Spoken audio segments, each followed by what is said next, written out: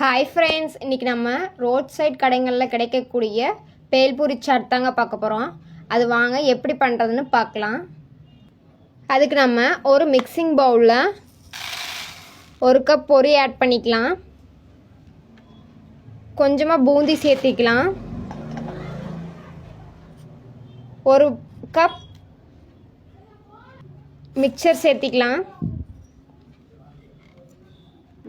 Medium size வெங்காயத்தை குட்டி குட்டியாக கட் பண்ணி எடுத்திருக்கேன், அதை சேர்த்திக்கலாம். மீடியம் சைஸ் தக்காளி ஒன்று கட் பண்ணி வச்சுருக்கேன், அதை ஆட் பண்ணிக்கலாம். பொடியாக நறுக்குன கருவேப்பிலை கொத்தமல்லி ஆட் பண்ணிக்கலாம். அடுத்து டொமேட்டோ சாஸ் ஆட் பண்ணிக்கலாம். கொஞ்சமாக உப்பு, 1/2 டீஸ்பூன் மிளகாத்தூள் ஆட் பண்ணிக்கலாம். நீ எல்லாத்தையும் மிக்ஸ் பண்ணிக்கலாம். அவ்வளோதாங்க, நம்மளுடைய பேல்பூரி சாட் ரெடி ஆயிடுச்சு.